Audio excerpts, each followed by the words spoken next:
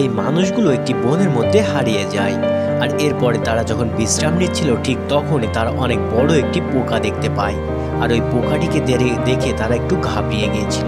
ঠিক তখনই তারা আরো ভয়ানক একটি জিহ্বা দেখতে পায়, যা ওই পোকাটিকে টেনে নিয়ে চলে যায়। আর এর বেশ কিছু সময় পরে এই জিহ্বাটি তাদের উপরে আক্রমণ করে, কিন্তু তারা সতর্ক থাকার কারণে তাদের উপরে জিহ্বাটি লাগে না। এরপরে দেখা যায় সেখানে অনেক বড় আকৃতির একটি ব্যাঙ আসে।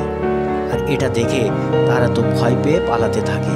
ঠিক তখনই ওই ব্যাঙটি তাদের মধ্যে একটি মানুষের উপরে আক্রমণ করে বসে। আর তখন তাকে সবাই মিলে বাঁচানোর চেষ্টা করে। এরপরে তখন একজন এসে ওই ব্যাঙটির চোখে আঘাত করে, আর ব্যাঙটি তাকে ছেড়ে দেয়। এরপরে তারা পালাতে গেলে দেখা যায় ব্যাঙটি উড়ে তাদের উপরে আক্রমণ করতে আসে, এবং তখনই দেখা যায় একটি ভয়ানক দৈত্য আকৃতির সাপ এসে ব্যাঙটিকে খেয়ে নেয়, এবং ব্যাঙটিকে খাবার শেষে ওই মানুষগুলোর উপরে সাপটি আক্রমণ করতে আসে। তো বন্ধুরা, এর পরের পার্ট দেখতে অবশ্যই আমাদের চ্যানেলটি সাবস্ক্রাইব করে দিবেন। ধন্যবাদ সবাইকে।